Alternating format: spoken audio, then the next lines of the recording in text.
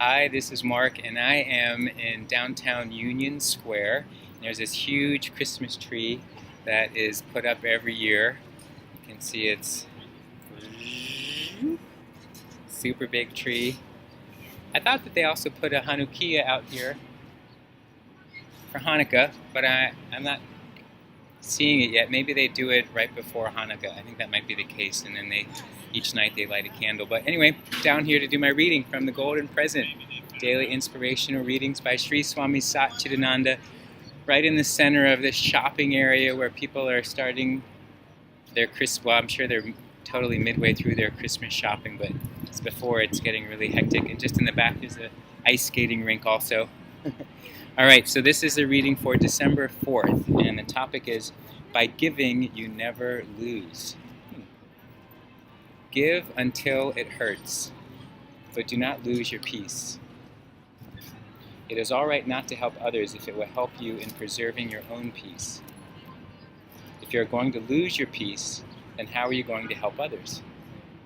When you are easeful and peaceful, then you can be useful.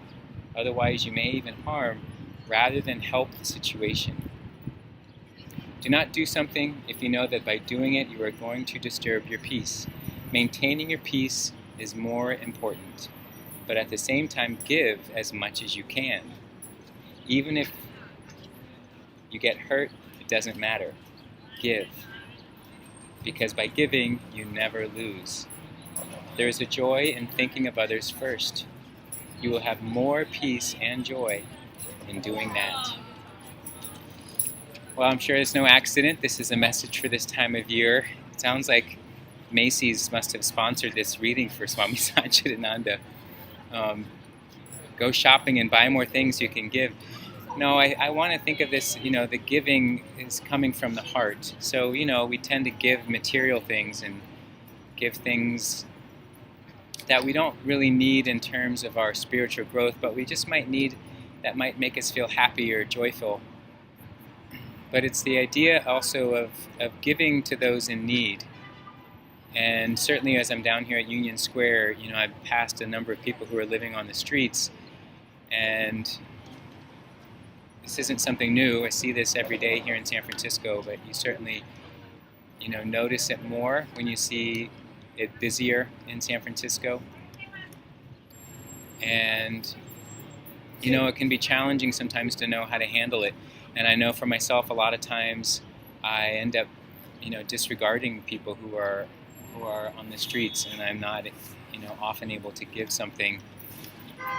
And that comes about for a lot of different reasons. But I would say, what would it be like to actually give every single person even a little something? And the idea of here, giving until it hurts, means that you give until you start to feel like it's causing a real dent in your day-to-day living. The things that you're comfortable spending money on, you're used to spending money on. Maybe it's that cup of coffee, maybe it's that extra little snack in the day, maybe buying a little bit of excess you don't necessarily need, but it just makes you feel comfortable. What if we were to shift some of that and think about it as a way of giving to others? And you literally are shifting your budget in that way, that instead of that extra, could be $50, $100, several $100 that we're spending a month for some of us, that could get shifted. And what if we gave that every month? And it caused us to rethink our comforts. I know for myself, I get comfortable with this green tea latte that I've been getting on a regular basis. And because of that, I've made a commitment to stop buying them, and just one day at a time to see what happens. And that's saving me at least $4 every time I do that.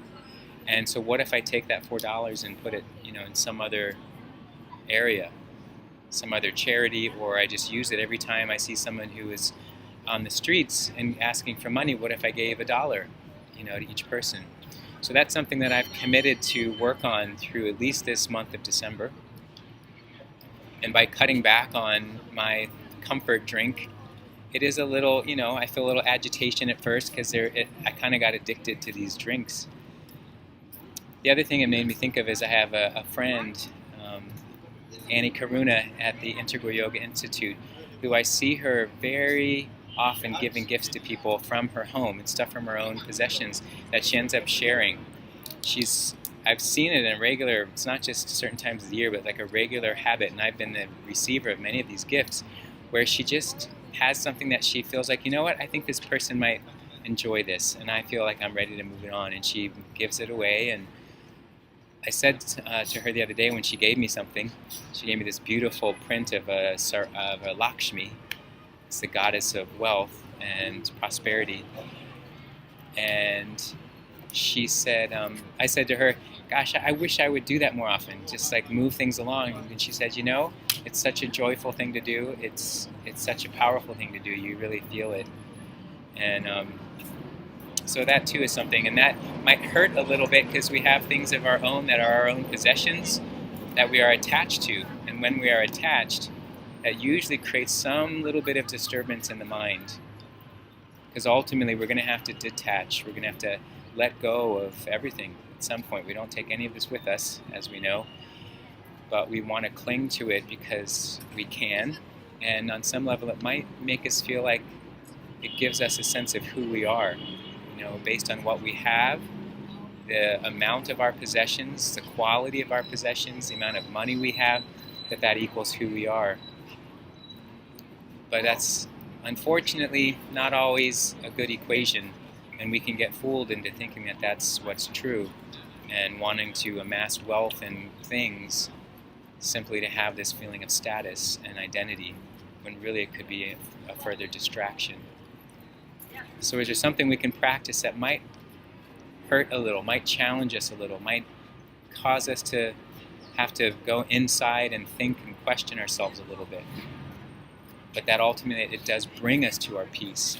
But I really like the distinction here that he says, only do it if it's going to help you, if it's going to allow you to preserve and keep your peace.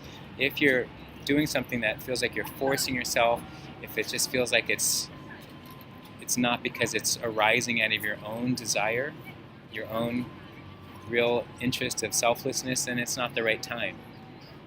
But if something's coming up in you and you're like, you know what, I feel like I could give back. You know what, I feel like I could make some small change here. It doesn't have to be a huge change, but what is that small little change that could happen? And that could be one of the biggest gifts you give yourself.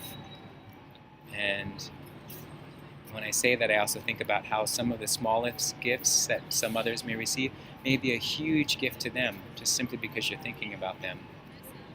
So do it because it comes from the heart, not because it comes from the mind, because the mind says we should, or this is what you're supposed to do if you're this type of a person, but that it really feels like it's coming from a place of truth. Because by giving, you never lose. That's the topic. All right, thanks for sharing and being a part of this. And I will see you soon. Okay, bye.